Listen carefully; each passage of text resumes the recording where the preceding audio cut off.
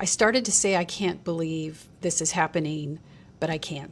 And over the last couple of days, I have seen 4 Black women make videos addressing it and being attacked, criticized, questioned, and even worse, the white woman mansplaining, as if we are going to educate any Black woman about what is wrong with American politics. Because at the core of this problem is, and say it with me, white supremacy. The reason we are here right now with all kinds of white liberals and progressives making content attacking Jasmine and guilting Black voters in Texas to pick up the mantle for James Tallarico is because of racism. Now, I want to give you my context to help you understand why I am so passionate about this. Back in February, I made a video addressing this. Cast my vote for James Tallarico. It doesn't matter to me white man versus Black woman, whereas James Tallarico has a bit more of a softer tone.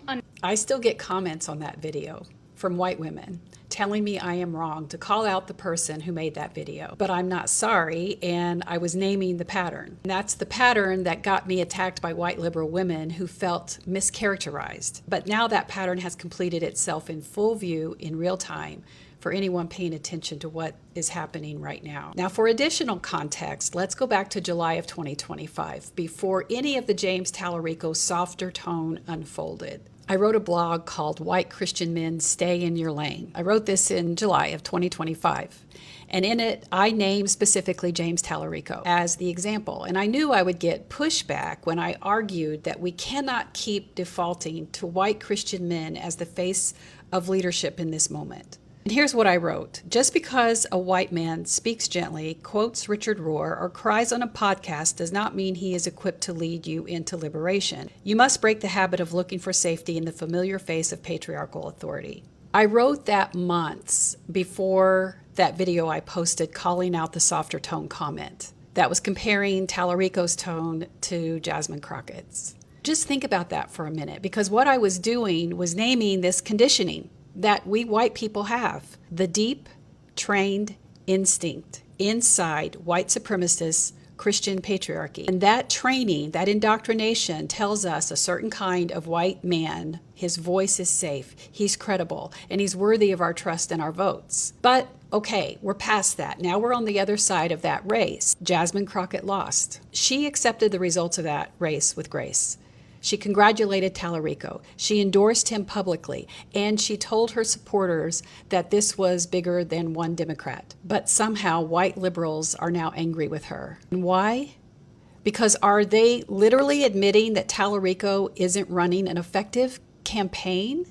Is that Jasmine's fault, or is it the fault of a candidate who is clueless about the intersectionality of race, politics, and the bridges he should have been building years ago before coming to this place that assumes that Black people will step in line and believe that this time somehow will be different? I'm going to repeat what has been consistently said by these Black women in their videos.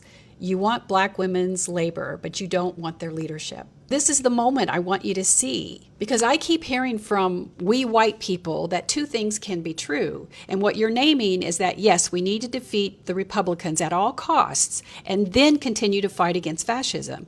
That is very much true, but that doesn't negate the need for a well thought out campaign that addresses the responsibility of the DNC to foreshadow how this campaign was going to go and put a strategy in place that doesn't rely on attacking Jasmine Crockett. Are you kidding me? So what's even truer in Texas is Tallarico needs to win. And to do so, he needs the Black voters in Texas to vote for him. But this approach of attacking Jasmine Crockett, that ain't going to get it done. I also wrote in that blog that white Christian men will center themselves in liberation movements meant to decenter power. But this moment right now is revealing something even more precise. It is not only that they center themselves, it is that they expect the people most harmed by that centering to then protect them from the consequences of it. And when those people decline, they are labeled selfish, divisive, not serious. Again, are we kidding? Now listen, I promise I'm landing my plane, but I must speak directly to people who look like me. If you are white, and you are progressive, liberal, Democrat, and you care about justice, we do not get a pass on this one simply because we use the right language or follow the right creators. We must commit to a lifetime of decolonizing. Because you all are 3,000% wrong. And when you double down on your entitlement and your privilege and your ignorance and your arrogance, you're committing to holding on to the indoctrination that taught you that you are smarter than the ones being harmed.